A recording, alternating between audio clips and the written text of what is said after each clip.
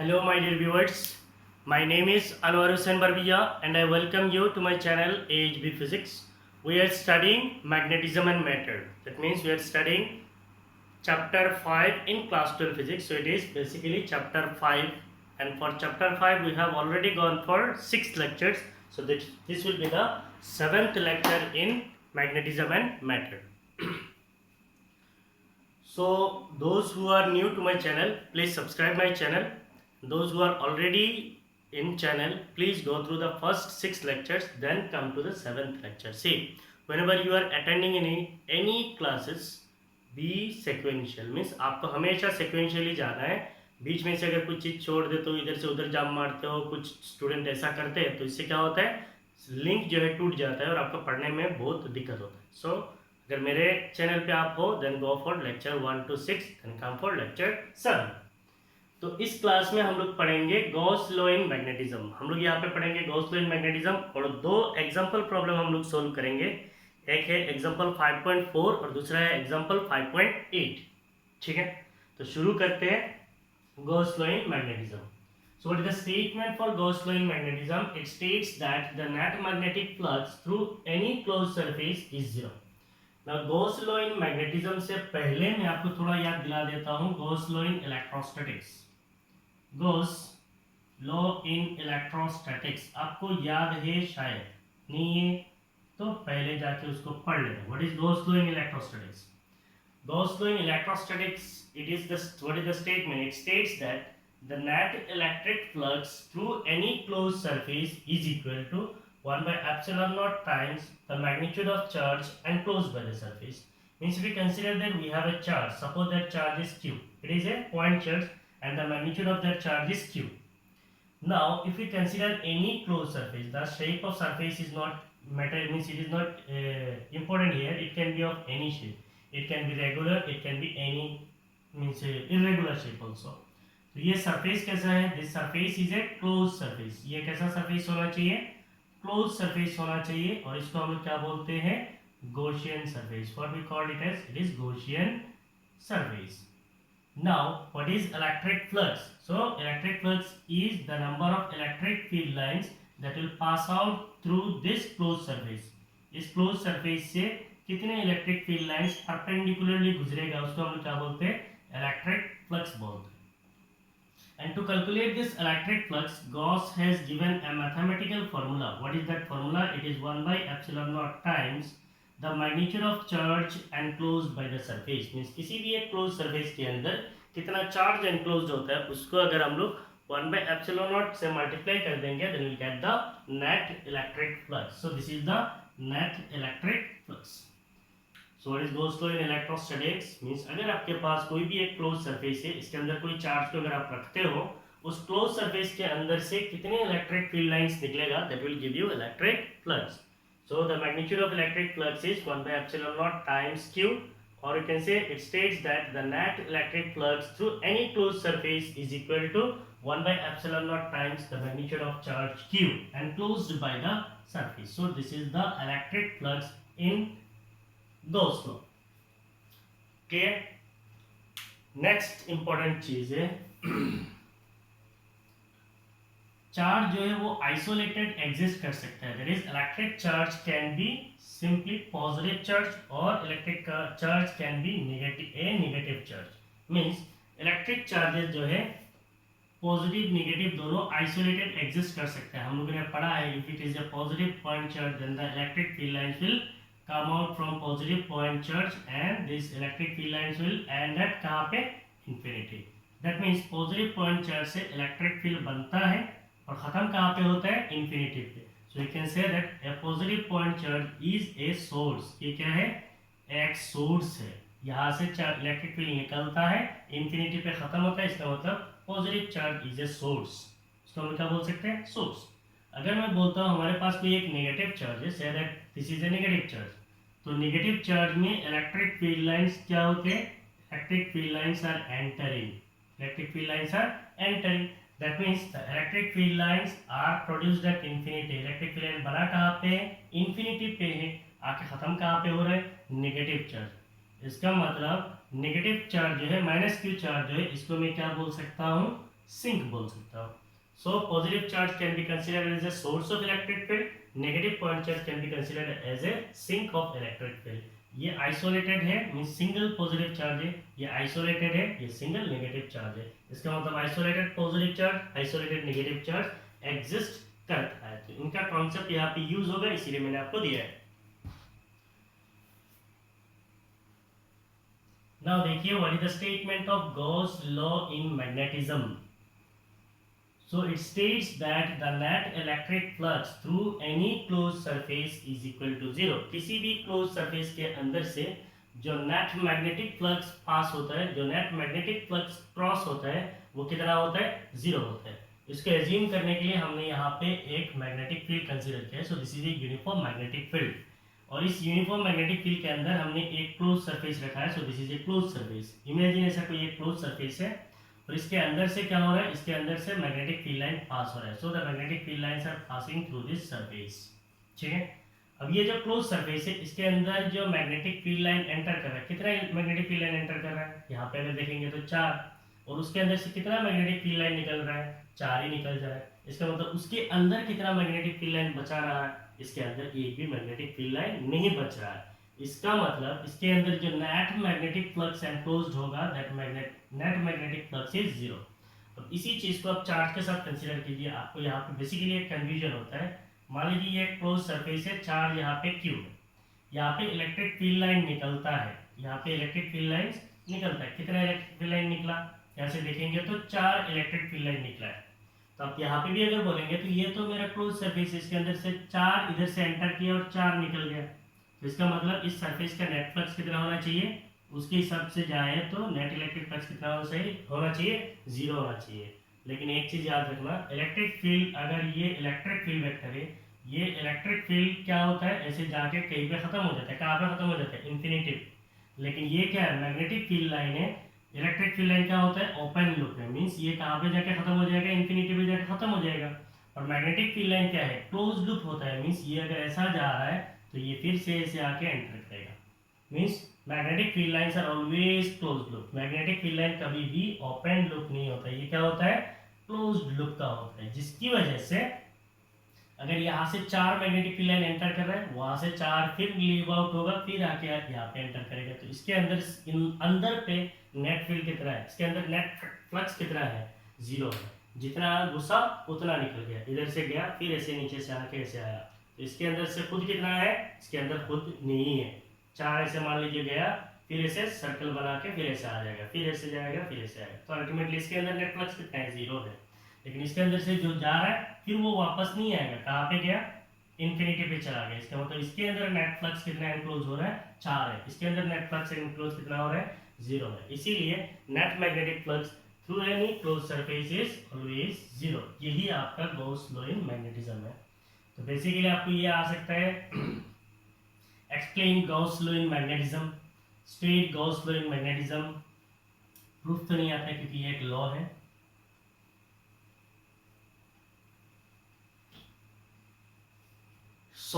ये हो गया आपका यूनिफॉर्म मैग्नेटिक फील्ड। इसके अंदर हमने एक एज्यूम किया है कि एक क्लोज सरफेस है, this is a close surface. Magnetic field vector ऐसा है। इस क्लोज सरफेस का जो टोटल सरफेस एरिया है, the total surface area is S।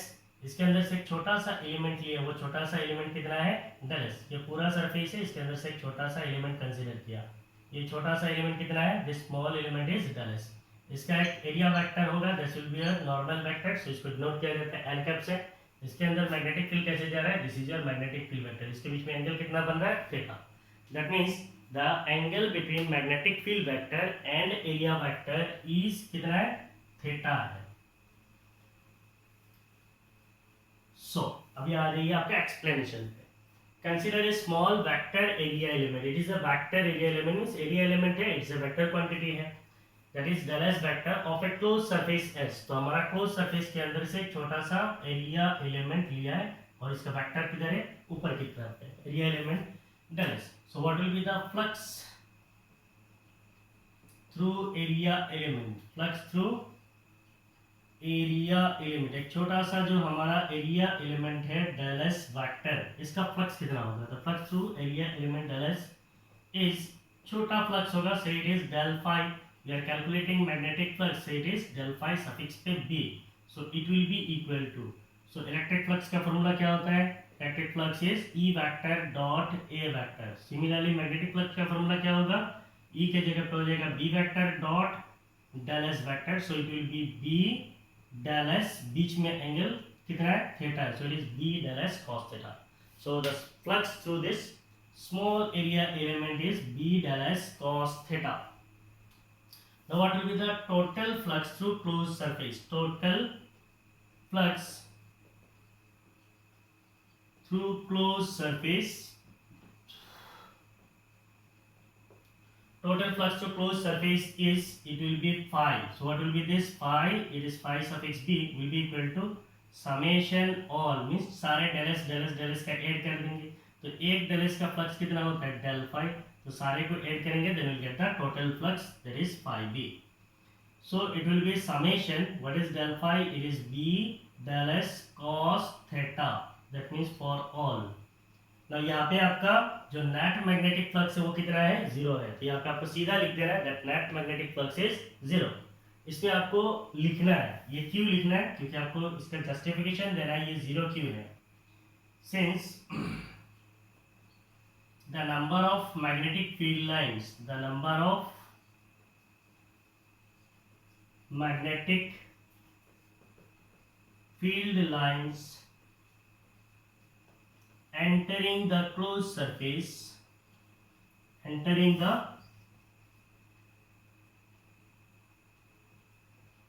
closed surface is balanced by the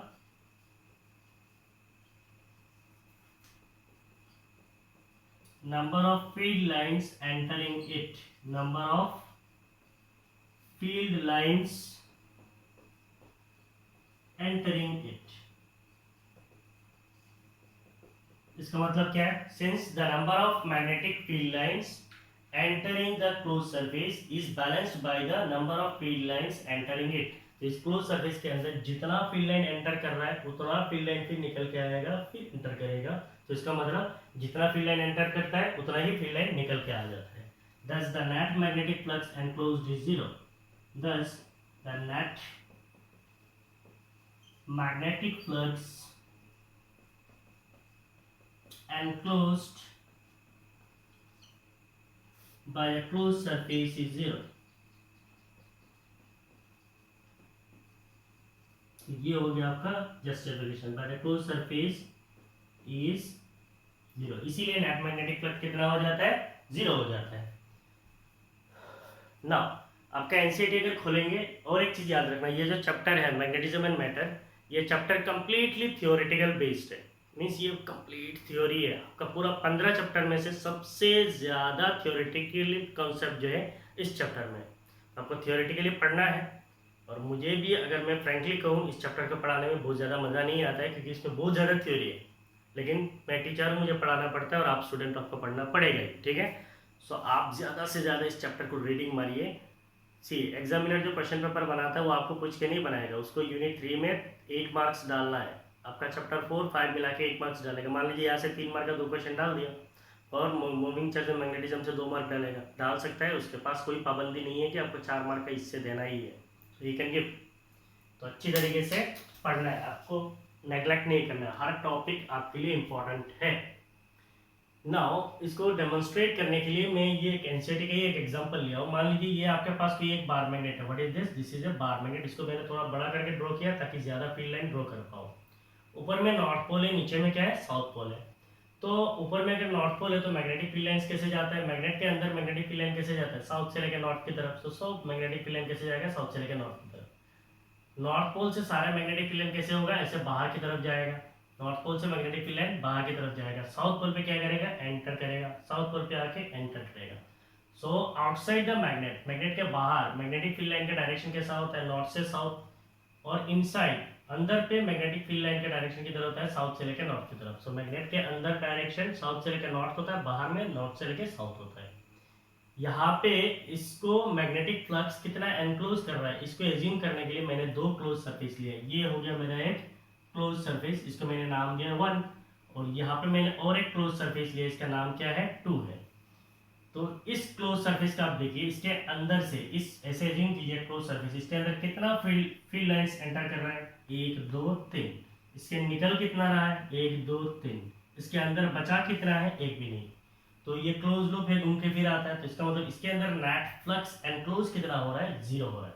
अब इसके अंदर देखिए कितना एंटर कर रहा है, 1 2 3 4 5 6, कुछ भी हो सकता है, 7 8 हो सकता है।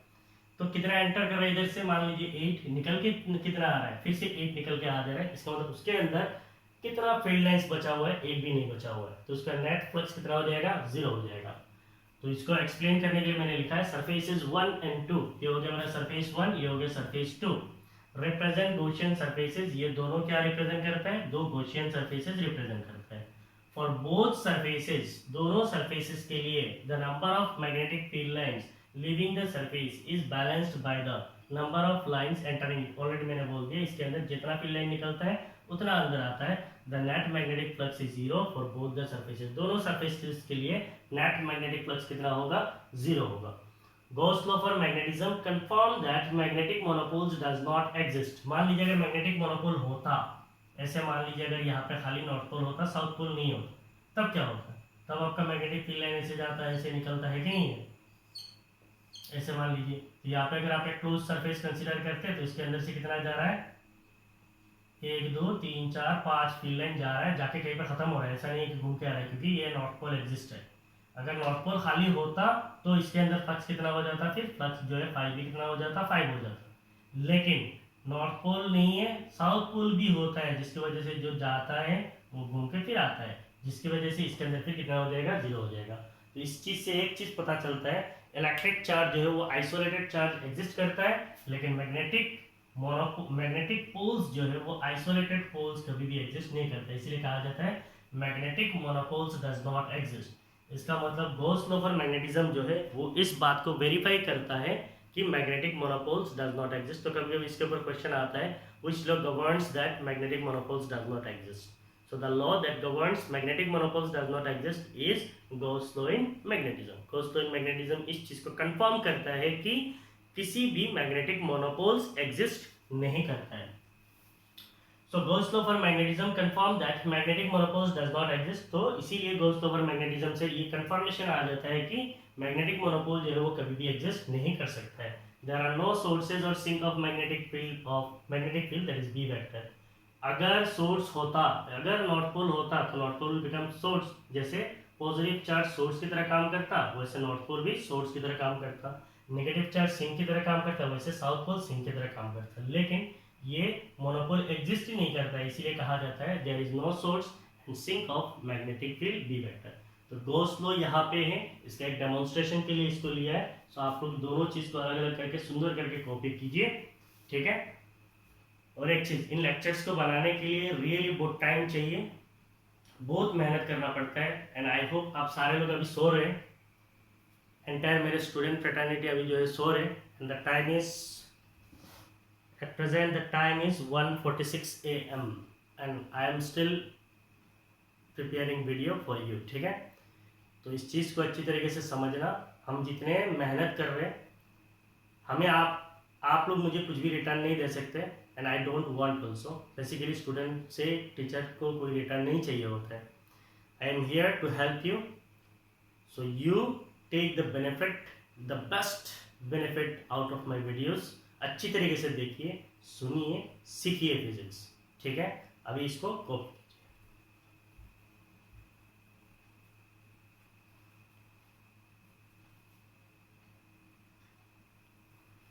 पोज मार के लिख लीजिए।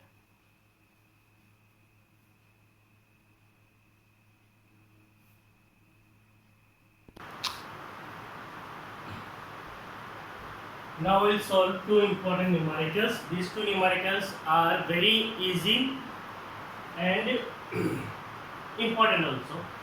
So these are example 5.4 and example 5.8. So in previous video I have given example 5.1 and 5.2. Now 5.3, 5.4, sorry 5.3, 5.5, 5.6, 5.7 ये चार जो एग्जाम्पल है ये कंप्लीट थ्योरी बेस्ड है। आप एनसीईआरटी को रीडिंग मारिए, आपका कंसेप्शन जो है बहुत अच्छी तरीके से क्लियर हो जाएगा। इसको खाली एग्जाम पॉइंट ऑफ व्यू नहीं पढ़ना, आपका कंसेप्शन पॉइंट के लिए ये चारों एग्जाम्पल आपको खुद से पढ़ना है. Now it is raining outside, शायद वो साउंड भी आपको समझ सुनाई देगा. Okay, no problem, these are numericals, you can read. What is the magnitude of the equatorial and axial fields? Means we are going to calculate equatorial and axial magnetic fields due to a bar magnet.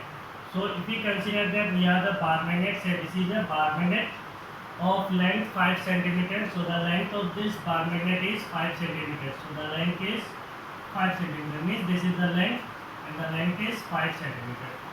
If we consider the axis of this bar magnet, so this will be the axis. इसका centre कहाँ पे, यहाँ पे है.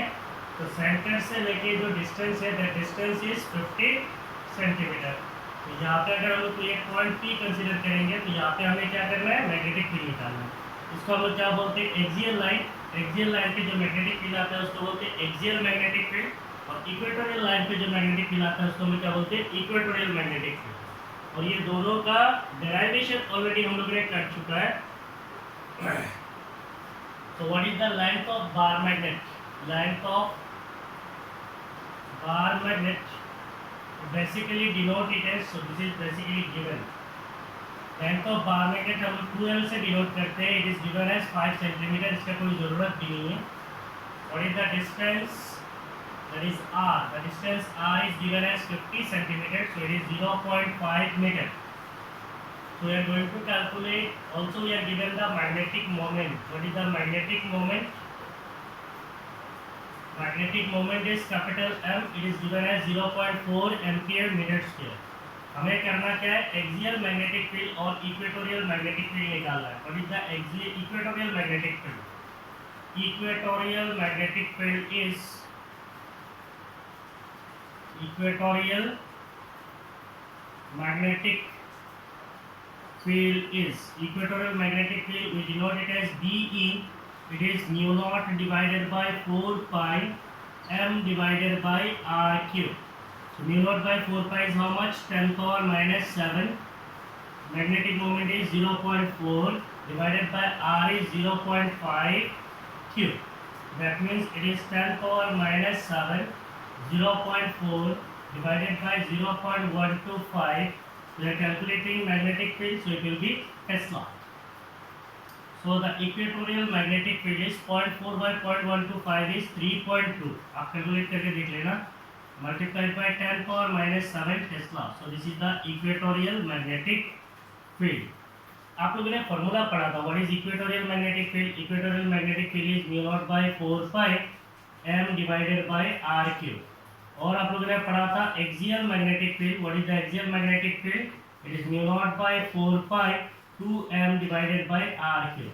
सो from this we can say that axial magnetic field is 2 times the equatorial magnetic field. Axial magnetic field is 2 times the equatorial magnetic field.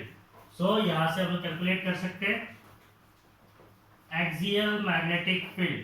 Axial magnetic field is axial magnetic field is BA, so it is 2 times equatorial magnetic field, so it will be through multiplied by 3.2 10 power minus 7 Tesla. That means axial magnetic field is 6.4 10 power minus 7 Tesla. So this is the axial magnetic field.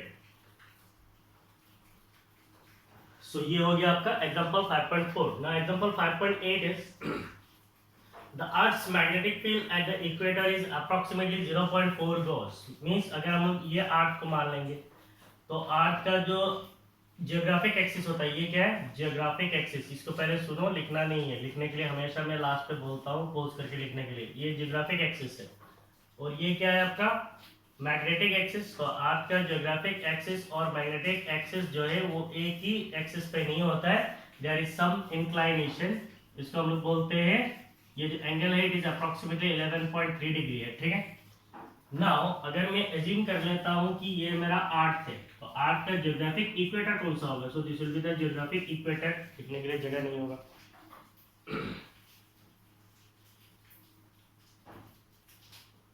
से ये आपका अर्थ है, तो अर्थ का geographic equator कौन सा होगा? ये हो गया आपका अर्थ का ज्योग्राफिक इक्वेटर. सो अर्थ का मैग्नेटिक इक्वेटर, अगर ये ज्योग्राफिक एक्सिस है, तो इसको हम क्या बोलेंगे, जियोग्राफिक इक्वेटर। सो इसका मैग्नेटिक एक्सिस किधर से जाएगा, मान लीजिए मैग्नेटिक एक्सिस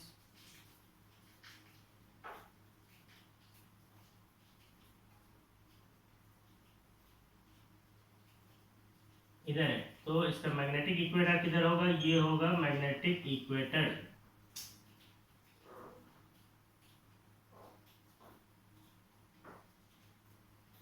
ये हो गया मैग्नेटिक इक्वेटर। तो इसका मतलब ये जो है, this is your geographic equator. Geographic, ये न्यूमेरिकल में इसको सोल्व नहीं करना है, ठीक है, इसको ऐसे ड्रॉ नहीं करना, मैं आपको सिखा रहा हूँ। ये जियोग्राफिक एक्सिस है तो ये मैग्नेटिक एक्सिस है, अगर ये जियोग्राफिक इक्वेटर होगा तो ये मैग्नेटिक इक्वेटर होगा। So this will be your magnetic equator, this is your magnetic equator. So question में क्या दिया हुआ है, the earth's magnetic field at the equator is approximately 0.4 gauss. तो अगर मैं मान लेता हूँ इस पॉइंट पे अर्थ का magnetic field at the equator is कितना है, 0.4 गॉस है। इमेजिन ये हमारा अर्थ है, इधर हमारा मैग्नेटिक इक्वेटर है, तो इस पॉइंट पे जो मैग्नेटिक फील्ड है वो कितना है, 0.4 गॉस है। Estimate the earth magnetic dipole. तो हमारा जो अर्थ है, the earth itself is a magnet, earth is a magnet. अगर अर्थ मैग्नेट होगा इसका मतलब अर्थ क्या है, एक मैग्नेटिक डायपोल भी है। So earth itself is a magnetic dipole. अगर ये मैग्नेटिक डायपोल होगा तो इसका मैग्नेटिक डायपोल मोमेंट भी होगा। मैग्नेटिक डायपोल मोमेंट निकालने के लिए हमें करना क्या होता है, ये मान लीजिए अर्थ का मैग्नेट है, ये क्या हो गया, अर्थ का मैग्नेट। तो अर्थ का सेंटर से लेके इस पॉइंट के बीच में जो डिस्टेंस होगा, what will be this distance is radius. What is this, radius. ये इसको हम क्या बोलेंगे, रेडियस ऑफ अर्थ। और अर्थ का जो रेडियस है वो हमें पता है, तो इसीलिए हम लोग कैलकुलेट कर सकते हैं मैग्नेटिक मोमेंट, ठीक है।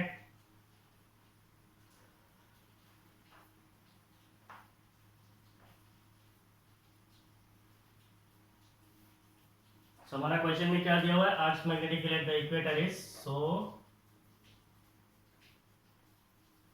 Magnetic field at the equator, magnetic field at the equator, that is BE, magnetic field at the equator 0.4 gauss. So gauss is not an SI unit, so you have to convert it 0.4 10 power minus 4 Tesla. 1 gauss is 10 power minus 4 Tesla, so इसलिए gauss को Tesla में convert कर देना है। Estimate the earth dipole moment. So magnetic field at equator is, magnetic field at equator is, अगर हम लोग equator पे मैग्नेटिक फील्ड को लिखेंगे तो कैसे लिख सकते हैं, mu naught by 4 pi M divided by R cube. यहाँ पे आर क्या है, R is the radius of earth, R will become the radius of earth. और अर्थ का रेडियस कितना होता है, अर्थ का रेडियस जो ये कांस्टेंट है, ये फिक्स्ड है, 6.4 10 पावर माइनस 6 मीटर है। Therefore, magnetic moment capital M will be equal to equatorial magnetic field BE multiplied by 4 pi multiplied by R cube divided by mu naught. Mu naught का magnitude कितना है, that means M will be equal to equatorial magnetic field. What is the equatorial magnetic field? Already दिया हुआ है, it is 0.4 10 power minus 4 multiplied by 4 pi multiplied by r cube means 6.4 into 10 power 6 cube. This divided by mu naught, it is 4 pi multiplied by 10 power minus 7. तो इसका magnitude कितना आएगा, magnetic moment will be equal to 0.4, 4 pi गया, तो आपको मिलेगा 0.4 multiplied by 6.4 multiplied by 6.4 multiplied by 6.4 multiplied by 10 power minus 4, ये 7 ऊपर आएगा तो कितना मिलेगा, 10 power 3 multiplied by इधर 10 power 18। मैग्नेटिक मोमेंट निकाल रहे हैं तो ऐसा यूनिट क्या होगा, ampere metre square, ampere metre square. अगर इसको आप कैलकुलेट करेंगे तो आपको तो कैलकुलेट करना ही है, नीचे का तो उड़ गया है। That means magnetic moment M is equal to this. अगर आप इसको कैलकुलेट करेंगे then you will get the magnetic moment as 1.05 into 10 power 23 ampere metre square. So आप इसको कैलकुलेट करना क्योंकि आपको एग्जाम में तो सेम डाटा नहीं जाएगा, ठीक है। So this is all about today's class. तो आज के क्लास तक हम लोगों ने क्या पढ़ा है, गॉस लॉ इन मैग्नेटिज्म और 4 एग्जाम्पल किया है। तो till now we have gone for 7 lectures. आप अच्छी तरीके से इन 7 लेक्चर्स को देखिए। कमिंग क्लास में हम लोग फिर से मिलेंगे मैग्नेटिक एलिमेंट्स ऑफ अर्थ पे, ठीक है। Till then thank you, bye bye.